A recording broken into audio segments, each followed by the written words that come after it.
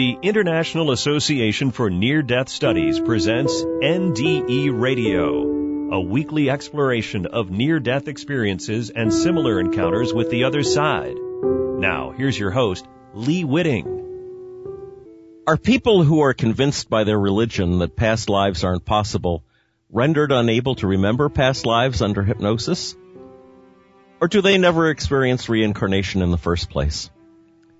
Welcome to NDE Radio, brought to you by the International Association for Near-Death Studies. I'm your host, Lee Witting. Today's guest on the show is part 2 of our interview with Kienda Betrue Valbracht, who experienced a near-death event at birth and has had an intimate relationship with the other side ever since.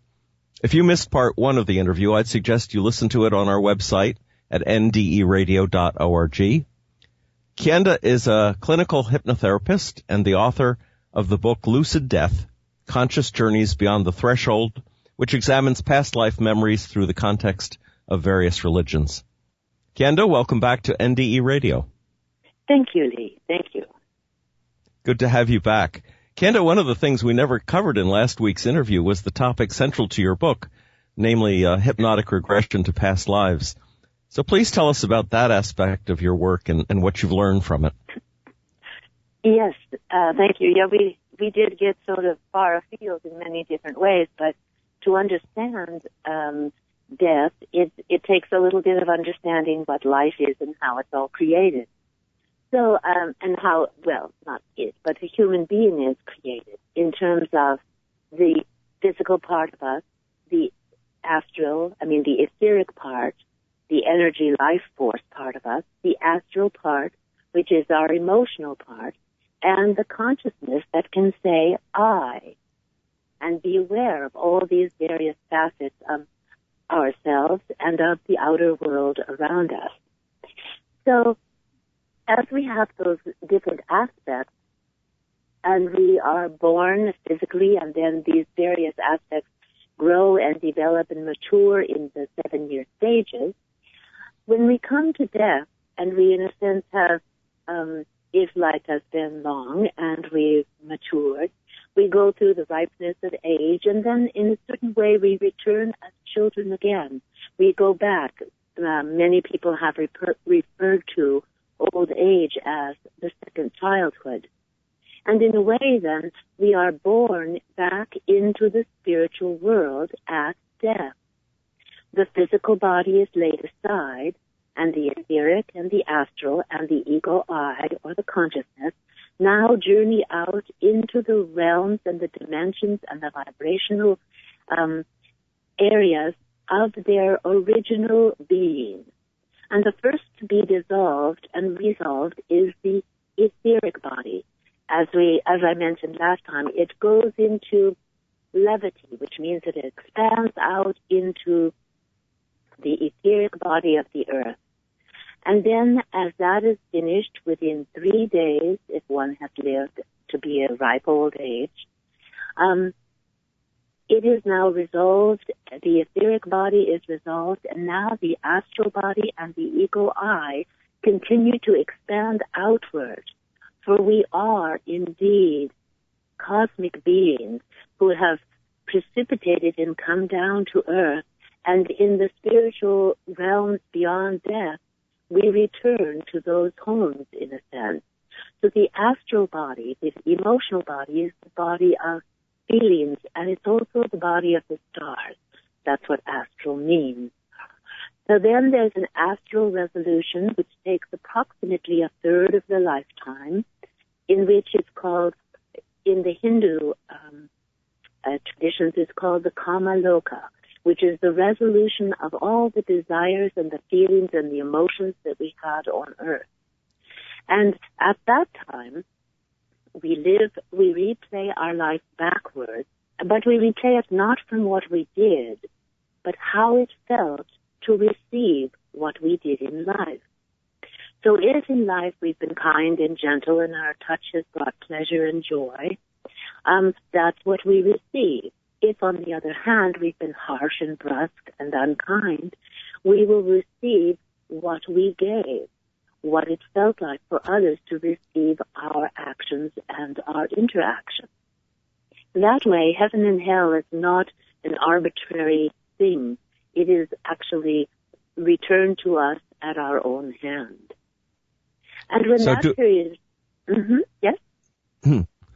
So do we, at that point of a life review, create our own heaven or hell? Are we moved to punish ourselves or reward ourselves for what we've done? No, it isn't even a matter of reward or punishment.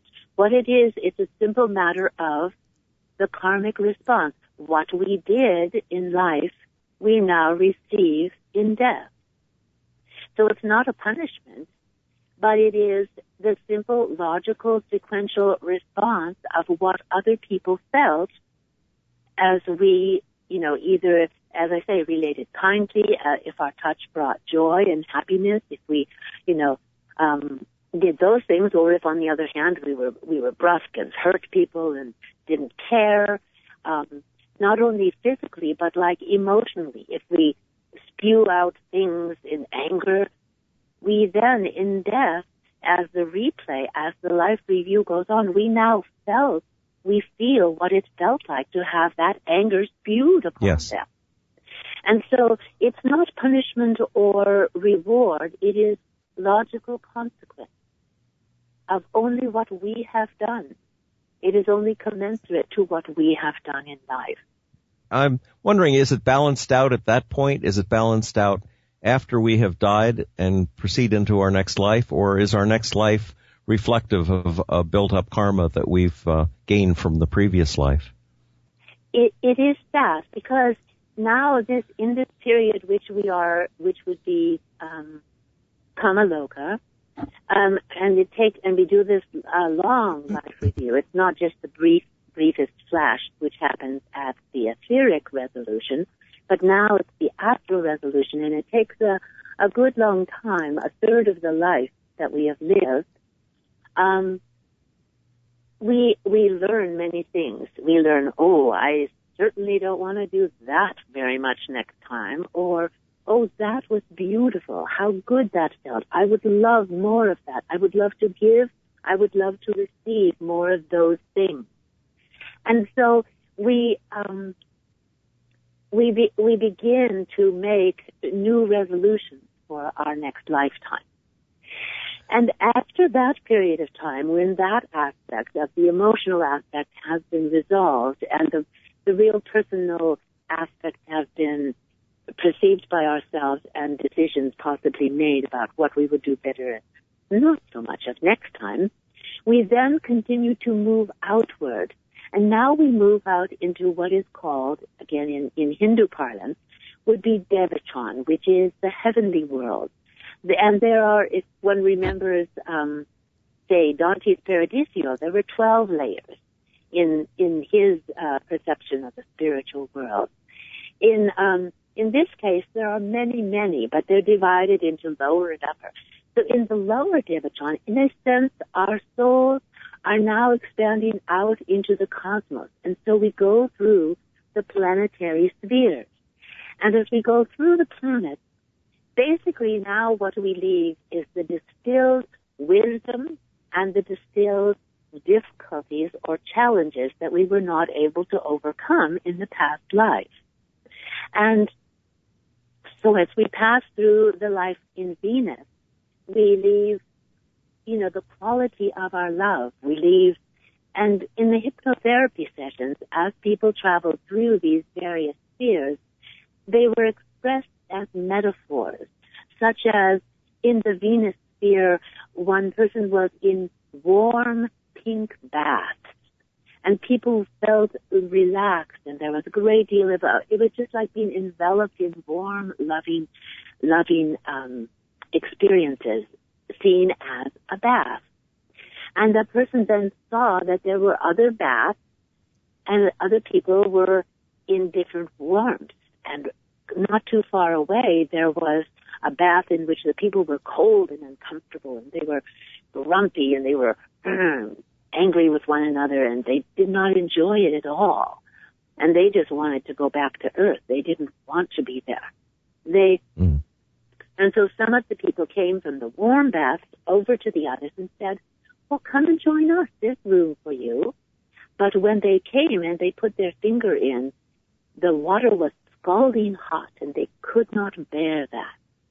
And so this, again, was just a metaphor or an image of what the quality of love had been in the different people's lives and how it visually and kinesthetically manifested as a perception in that spiritual realm. Mm. So then they move, Then moving out. Well, Yeah. Go ahead.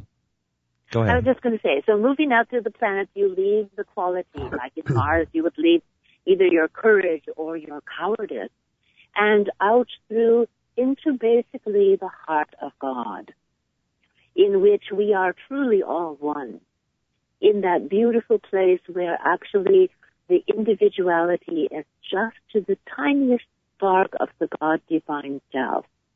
And that then is embraced in the heart of God. And that would be like the ultimate heaven. That would be the ultimate oneness. And then at a certain point, we hear our name called, or we hear our soul, our self being called back into incarnation by those who have gone before, who are part of our cosmic grouping, as it were.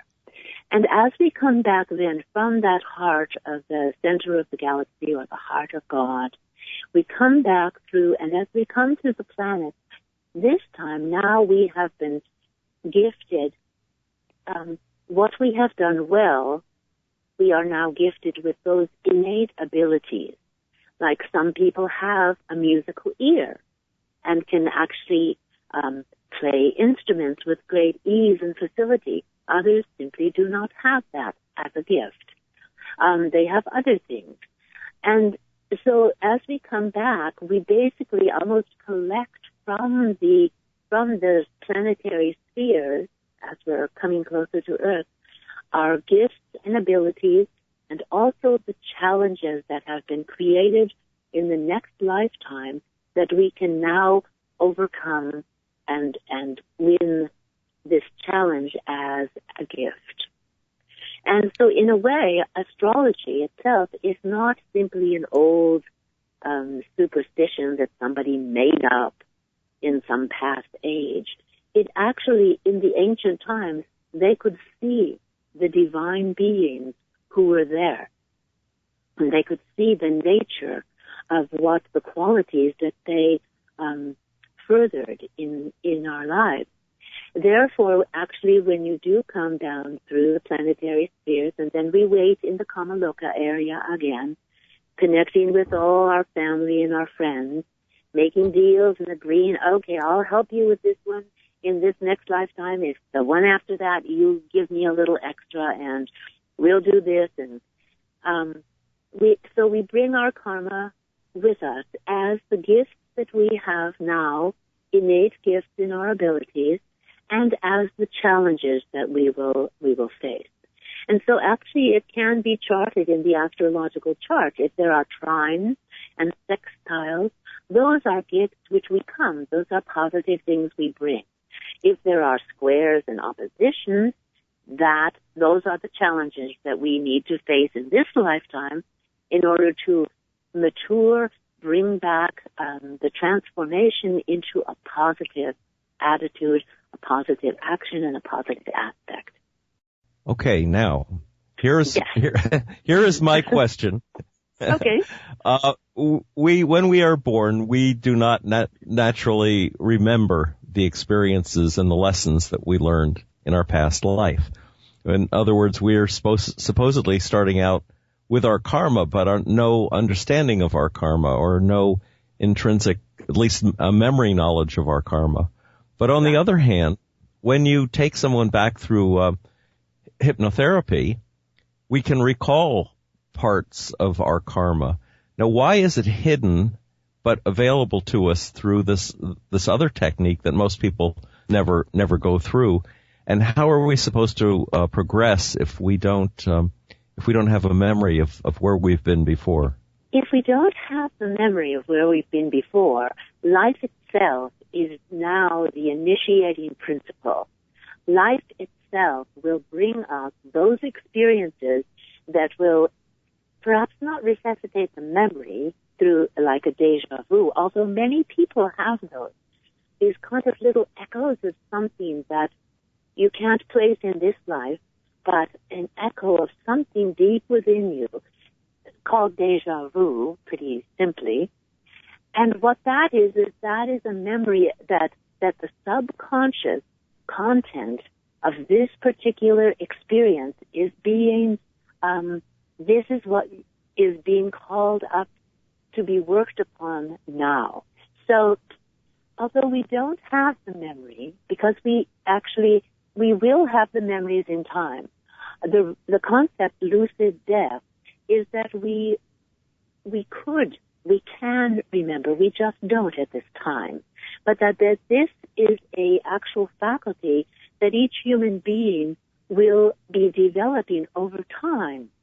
It's like an expansion of memory. It's like an expansion of consciousness. And if we don't remember, life will bring similar situations in which we will be faced with the challenge to overcome the difficulty itself. And then why is it made so difficult for us to remember? If we don't remember, we're stuck in the same place. And yet it takes, well, someone like you who can regress someone through hypnosis for many people even to know that they had a past life, let alone experiences that are now impinging on this life. Yes, that's true. And part of it is because of the whole flow of evolution. In the ancient past, humanity could see into the spiritual world. Death was just the older brother of sleep. Sleep and death were very similar in that memories went through, so that actually it's considered that, say, Methuselah might have been a series of incarnations of the entelechy or the individual ego I, who still remembered a series of these as sleeping and waking. And those in the ancient past, they could see the ancestors, and they would feed them at the places and know that they were receiving nourishment from the love that they brought along with the food that they left for the elders and those that had gone before. But as we began to delve deeper into materialism, as our bodies became more dense, and as the earth itself became more dense and not as mobile as, say, it was in the ancient times, the earth herself has gone through a densification, and human beings are doing the same. We were not as large as we are. We are not as dense. There were not as certain illnesses and things that we have now that are the result of becoming ever more densely material, physical. The connection to the spiritual world became much more tenuous and much more difficult to access, because we now were moving into logical sequential thinking so that we could penetrate consciously into matter, as we have with our science. Now, since actually, cosmically speaking, it would be the turning point of time, which was a couple of thousand years ago, now we must rise consciously into those spiritual worlds that we unconsciously precipitated out of. Now we have reached that lowest point. It is necessary for each human being to consciously rise into the spiritual world. Only so you're that way. Mm-hmm. You're saying basically that karmically we are deteriorating. We're not making headway, spiritual headway. We're getting engrossed in the material and losing ground rather than gaining it. Exactly. That is actually what is happening. There are certain aspects of us that are in a sense hardening and devolving, but consciously we are evolving. And now we must consciously be responsible for our own evolution. And this is why I do believe that we all will become conscious of past lives so that we can actually clear the residues so that we can go forward into the true potential that the human is. Again, I will take it from the esoteric Western point of view, which would be the Bible itself. But when Christ said, "What I have done, and you shall do also," and more than this, it is incumbent upon us to understand what did Christ do. And one of the things that Christ did that has actually not been understood appropriately by most, and there's even a phrase in the creeds of most churches, and this little phrase in the creeds are actually being dropped, but it is the crucial verse, and that is, Christ was crucified, dead, and buried. He descended into hell. The third day he rose again from the dead. The descended into hell is actually being taken out of some of the creeds, but that was the important deed that Christ did. Because what he did is he changed the pattern of the afterlife.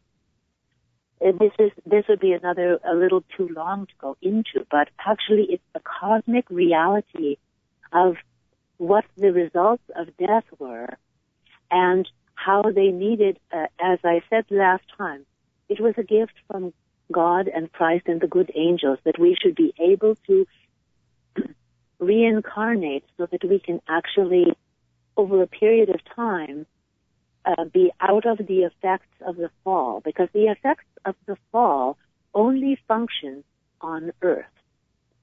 The beings, the luciferic beings, cannot go through death. They cannot enter the spiritual world.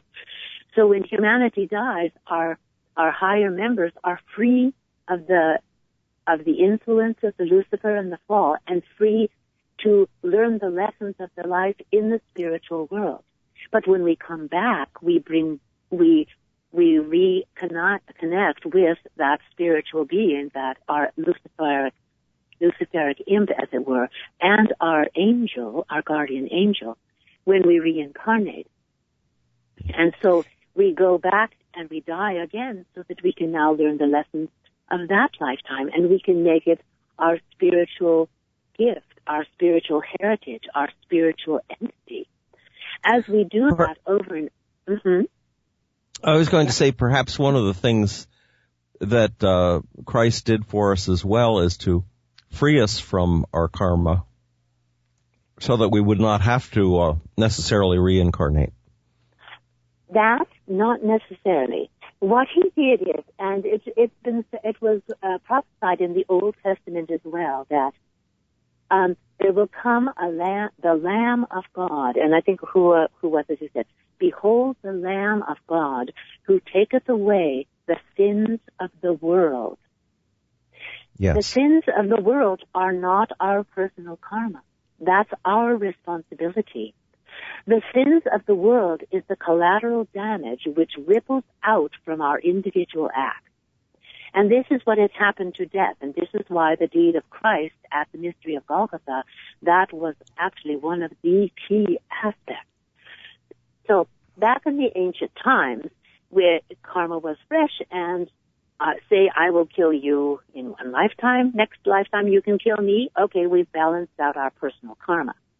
How, however, could I atone for the karma and the loss of, say, your wife and your children, your village, all the gifts you might have brought in that lifetime? How do I atone and make up for that? When in each lifetime, every human act has this ripple out effect farther and farther out into the world. Those ripple out effects, that collateral damage, those are the sins of the world. So when it is Christ as the Lamb, the sacrificial Lamb who would take away the sins of the world, he actually at that point atoned for the karma of that, the ripple out effects. We are still responsible for our individual acts. How can you remove the ripple effect if you don't remove the initial action as well. It seems to me that it would when he took away the sins of the world, he took it right back to the individuals who initiated the sins of the world. I'm not sure that he did, actually. I believe that what I have perceived is that, well, first we have to understand a little bit what had happened to death. Because of this ripple-out effect, the karmic consequences that rippled beyond the individual act, they actually became very, very rigid in life, in death, actually, so that at the time of the Greeks, when a person died, very often the web of their interlacing sins of the world that they were involved in were so dense that the soul could not reincarnate again, or with grave difficulties and with incredible illnesses and problems and possessions and all that, the things that Christ and, well, Jesus actually came into. So it had become basically gridlock in hell. The story was, you died, you wander in the land of the shades along the river Styx, and that was the end of the story, which could not be the end of human evolution. Therefore, it was always known that although there had been an intervention of a lower nature in the beginning, there would be an intervention of a higher nature in order to overcome the effects of that first intervention. And that was then the coming of Jesus and the coming of the Christ consciousness into Jesus at the Jordan, at the baptism by John in the Jordan. And the 3 years in which the higher divine being of a curiosity, the solar regent, the Son of God and the Son of Man, incarnated for 3 years. And then as he went through the process of death, he actually changed the whole after-death experience. And this is where my book comes in, because as I did past life, death, and reincarnation, rebirth sessions, hypnotherapy sessions with hundreds of people, and many, many of them I did over, I spread my whole time out. It was like almost 5 years in the works that I actually did the process, and went to India to do hypnotherapy with people, with a translator for people who had not been influenced by the West. Yes. In order to, what happened was, because they were past lives, people went through past lives in many, many ages, and it was very clear that not only was the pattern different because of the cultural differences, but it actually was different in a sense, in a form as well. And Kienda, then when yes? Kienda? Yes? I'm afraid that once again we are out of time. The opening question that I had, which was, can people be convinced by their religion that past lives aren't possible? We never really got an answer to that. Oh. But I think it's answered very well in your book. And if you would tell people how they can get your book, that would be a good thing. Yes. The book can be actually ordered on Amazon, or you can order it specifically through Barnes & Noble. And you can also order it through iUniverse, the publisher. But, yes, and you can get more information on my website, which is www.kiendavalbracht.com. That's KIENDAVALBRACHT. And, yes, and then if one were interested in that, one can read the book, and then I actually have a sequel, which is in manuscript form as well. I look forward to that. I want to thank you, Kienda, for going into in much greater detail the results of your research on the other side. I'm so grateful for the experience, and I hope that it's helpful to those who have heard. I'm sure it will be. And if the listeners should listen, if they'd like to listen to this show again, or to the first interview, or for that matter, any of our past shows, they should go to our website at nderadio.org and tune in next Monday, 11 a.m. Eastern, for more NDE Radio. This is Lee Witting saying thanks for listening.